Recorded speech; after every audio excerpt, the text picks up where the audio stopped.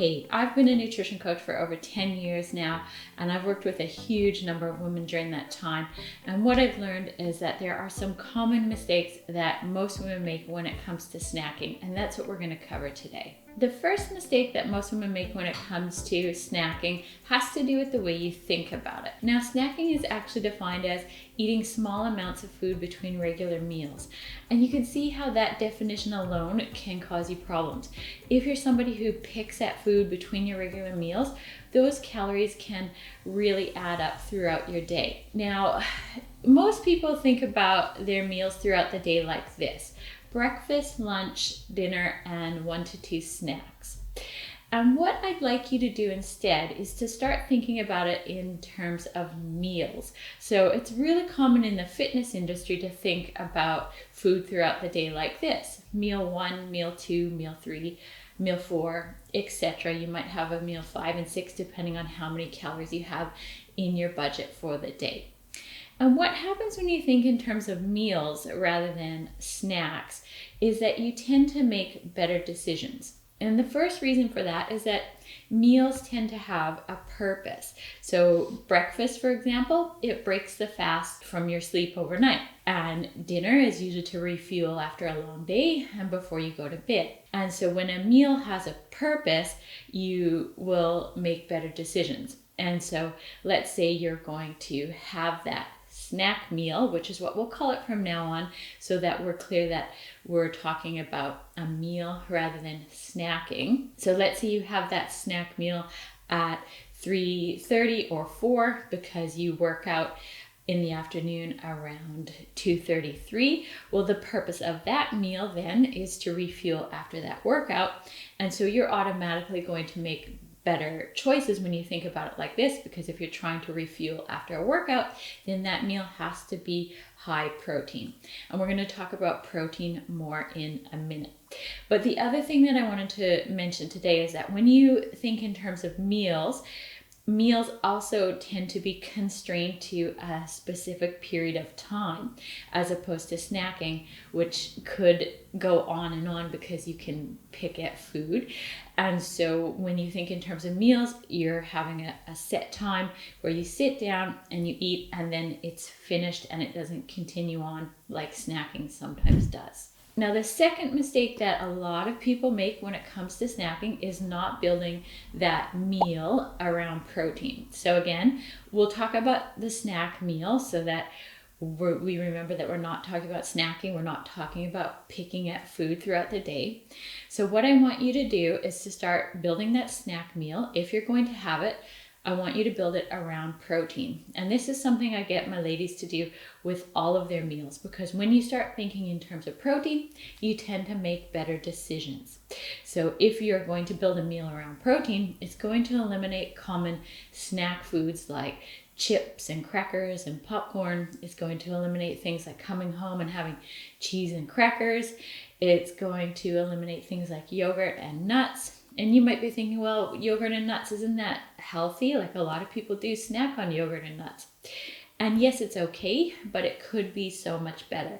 So for example, I work with ladies one-on-one, and when I do, it tends to be a full day from like 1 p.m. to about 7 p.m. And I usually take a break around 4 to eat something.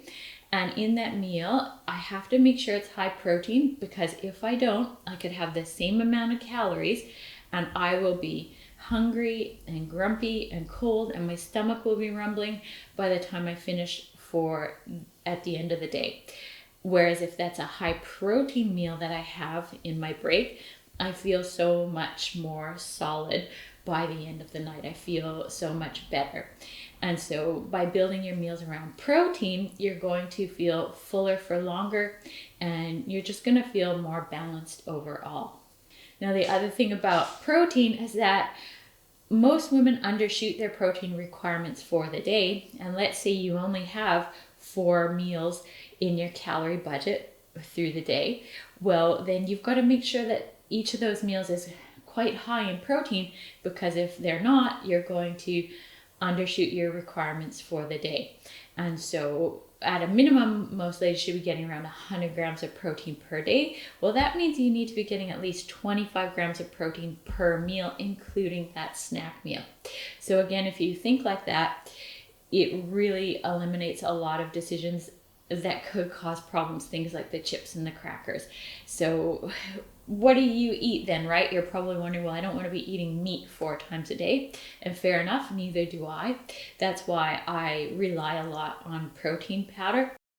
I have all sorts of protein powders in my cupboards because you can build all sorts of things around protein powder, not just smoothies, although smoothies are a really great option, but you can do things like protein pancakes and protein puddings, little sort of protein bowls topped with some fruit and nuts, those sorts of things. So protein powder is a really great option for your snack meals. Now, finally, the third mistake that most women make when it comes to snacking is that they don't have a plan for when and what they'll be eating.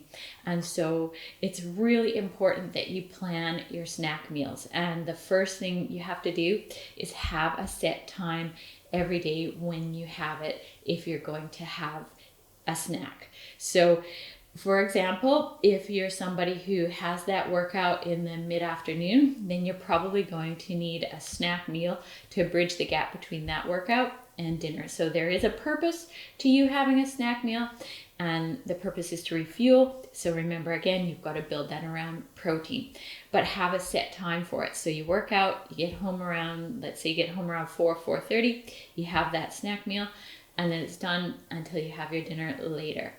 Now, a lot of ladies like to reorganize their days so that they don't even have a snack meal throughout the day because they might have an early dinner, and then that saves a little bit of calories for after dinner, where you could have something like a little protein pudding for a treat. So the most important thing is that you've got a set time when you have it, so you know when you'll be eating. And one of the reasons for this is that we want to eliminate decision making. What happens throughout the day is that you make a ton of decisions. You get up, you've got to deal with the kids, you've got to get yourself ready for work. You might have to walk the dog, and then you get to work and you've got to deal with coworkers all day, and you've got to come home and be nice to your kids and your partner. And by the end of the day, your ability to make good decisions has seriously diminished.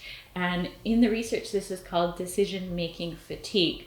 So what we want to do is set you up for success by taking away the need to make decisions, and that's why we want you to have a set time for when you eat, but we also want to have a plan for what you'll be eating.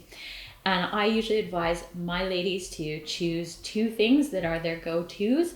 So let's go back to that example of, let's say you do eat something after dinner, then have 2 things that are your go-to snack meals, and you just know that I'm going to be eating at this time and I'm going to be eating this. So maybe you have a protein pudding at 8 p.m. and then you just know you're done. And it just takes away the need to make decisions when you're really tired. So those are the common mistakes that most women are making when it comes to snacking. Hopefully that helps you balance your day better.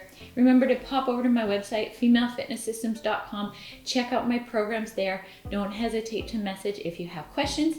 And if you like this video, please give it a thumbs up. It really does help my channel. Thanks for watching, and I'll see you again next time.